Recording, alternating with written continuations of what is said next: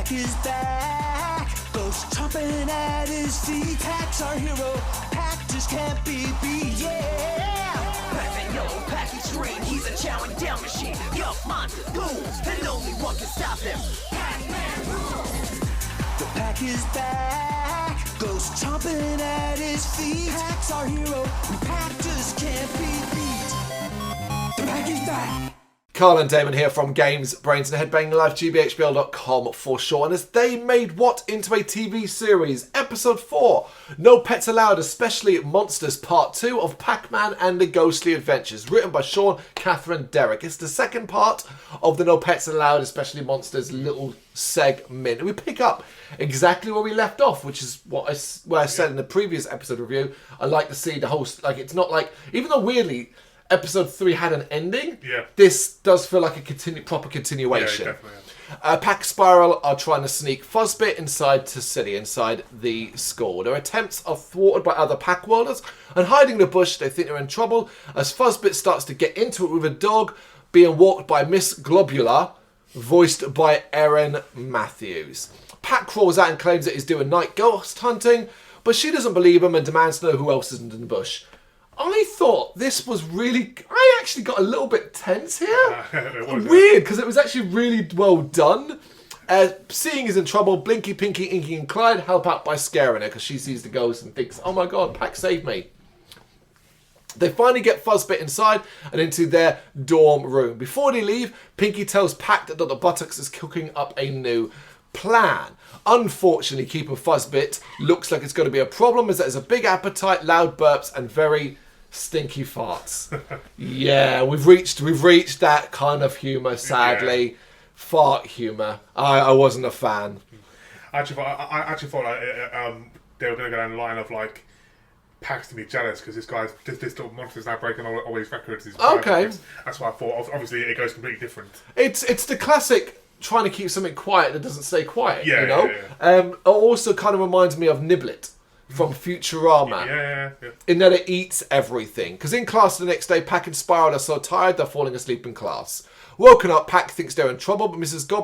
Globular forgives him because he saved her from the ghost last night. She's like, oh, I knew you're tired, but you were helping me out, so like, just chill out. The lunch bell goes and everyone races off. We see this in the first episode. Man, this lot are hungry. Everyone's always desperate to get to the food hall.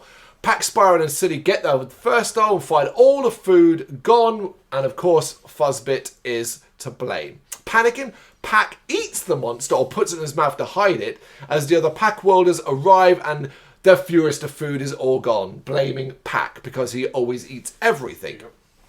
Skibo is particularly mad, but Silly, in this weird thing, claims that Pac is a hero, so he deserves all the food and they should be grateful, and basically, and I was like, whoa, man, that's some serious gaslighting going on there. Probably, yeah. Before this can go any further, Pac spits out Fuzzbit, but I don't know, it's done in a way here where it's not clear. Maybe it just looks like he's puked up. Yeah. Because everybody's just disgusted, like, oh, gross and all that. And I was like, oh, they must just think he's throwing up. Throwing up, yeah. Needing a power berry top up, they put Fuzzbit in the care of Silly, and Pac and Spiral go to collect some. There, Pac comes across a new berry, one that is very big, and takes it. And I was like, well, I wonder if that's going to be used. Meanwhile, in the Netherworld, Blinky, Pinky, Inky and Clyde want to find out what Beartraeus is up to, and are getting frustrated with each other. Dr. Buttocks has invented a new device, one that turns monsters into giant monsters. This seems like a good idea. I'm like, okay, all right. I will get to my thing in a minute. Yeah. Meanwhile, Pac and the gang have gone to see Circumference, who is looking for something but can't remember what it is. They're annoyed that he seems to have lost his marbles and he hasn't invented any new weapons, especially as the ghost alarm goes off. There we go. The city of Pacopolis is under attack from Dr. Buttocks and an armada of ghosts. And one giant monster. And that's my problem. You have a device that can make monsters giant. Why is it only one? Why is it not 50? I actually thought that, when I saw it, I thought they're going to play the whole bloody Godzilla thing. They do. That's exactly what this is, isn't it? Exactly that. They do the kaiju. This kaiju fight at the end between him and Pac. It is exactly that. But yeah, just the fact it was one, you know? It's chaos in the city as the people panic and try to escape from the rampage. Pac, Spiral and Silly arrive on hoverboards and set about trying to stop Dr. Buttocks. Pac starts to swallow ghosts and even manages to eat Dr. Buttocks again. However, the giant monster is still a problem, so Pac eats the big berry he found and is turned enormous, and now he can fight the monster. And it is, as I said, a kaiju fight. And of course, Pac is able to knock the monster down. He thinks he's won though, but the monster gets back up, and Pac's berry power runs out. Oh no! Back to his normal size, it looks like it's all over, as if, but Circumference arrives with a solution to the monster's problem. Yeah. That's what he's gonna be. Yeah. He communicates with Fuzzbit and then reveals a small gun that the group are unimpressed by. It's the cricket thing from Men in Black. Black in it. However, Circumference ends up accidentally shooting himself with it, revealing that it's a shrink ray. And they go, oh, cool, we can shrink the giant monster down, but they have to get close to it to do it. So Pac heads off, and after dodging some of its attacks, is able to shrink it and defeat it from inside the monster, because basically he gets eaten and then shrinks it from inside. Everyone is happy and the remaining Pac worlders are saved, with Circumference suggesting it is to create some de-sliming stations because they get slime, basically. Yeah. Betrayus is so mad that he refuses to let Dr. Buttocks into the regeneration station before trying to hit his eyes with a baseball bat. And I wrote it here, why not just make an army of giant monsters? This is gonna be Donkey Kong, Viva Pinata complaints all over. Yeah. It's not aimed for me, and it's aimed for entertainment. Like it goes to any movie, show, whatever. The horror trope. Why did she run up the stairs instead out the front door? All this nonsense and things like that. Why did he create an army of giant monsters? Because if he did, there wouldn't be a story. Do you know what I mean? There wouldn't be a way for Pac to win. Yeah. I'm broken by Mortal Kombat Conquest. I just want everything to be the end of Mortal Kombat Conquest of everybody getting killed. That's how Viva Pinata should have ended. All the pinatas get set on fire, and we pan out as the island just burns. It would have been a bloody good ending. Back with Circumference, the gang praise him and apologise for doubting him. Realising that Circumference needs company beyond a robot, they suggest Fuzzbit stay with him for company, and yeah, everyone's happy with that. It was like, cool.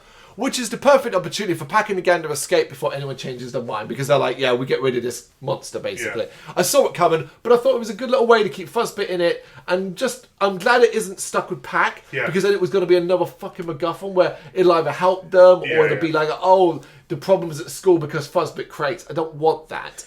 Yeah, I can see it popping up in a few.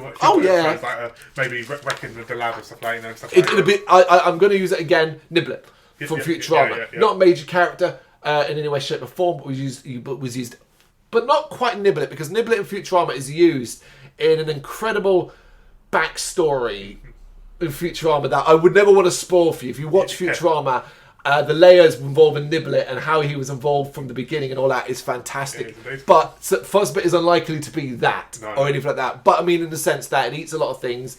Sometimes it's used for as a MacGuffin, sometimes it's there, sometimes it's not. I think that's it's not even really that good a comparison. It's just one that jumps in my mind. Yeah. But I enjoyed this. I thought this was more fun than the first one, and as an overall two-parter. Cool. So I watched it. I wasn't bored. Yeah, that's good there. I wasn't bored either. So we're kind of off to a good start with Pac-Man. Let's hope it continues.